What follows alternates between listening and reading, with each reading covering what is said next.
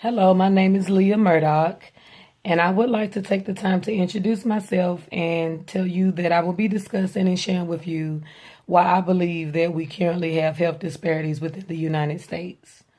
Over the several weeks that we have been in this course, we have discussed a lot of information about different race, ethnicities, and what is race and what defines it. So far, we have learned there are so many different perceptions and ideas that define and what each use to define race. I believe there's so many health disparities in the United States, and we have health disparities because we are grouped by how we look. We are labeled by where we come from, where we live, which is in so many different definitions, each different person's contribution to the debate and the conversation on how and what defines race and health disparities. I believe that based on what we learned about racial segregation and how it was designed to keep blacks away from whites, and we learned about the three different levels of racism as defined and we covered in our module, there's so many things and levels of racism in which we have been built upon.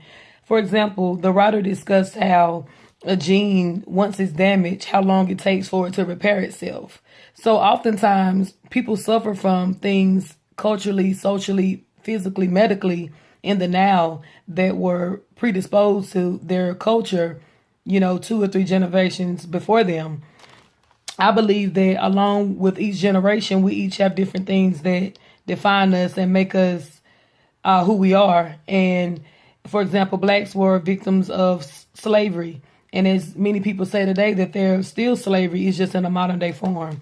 So I believe that race and social class defines and determines and is interrelated to why there are so many health disparities, as we're able to see that people are not really looked at equally in our society. That is something that we're still striving for in our country, in the United States. That is my contribution on the reason for health disparities. Thank you.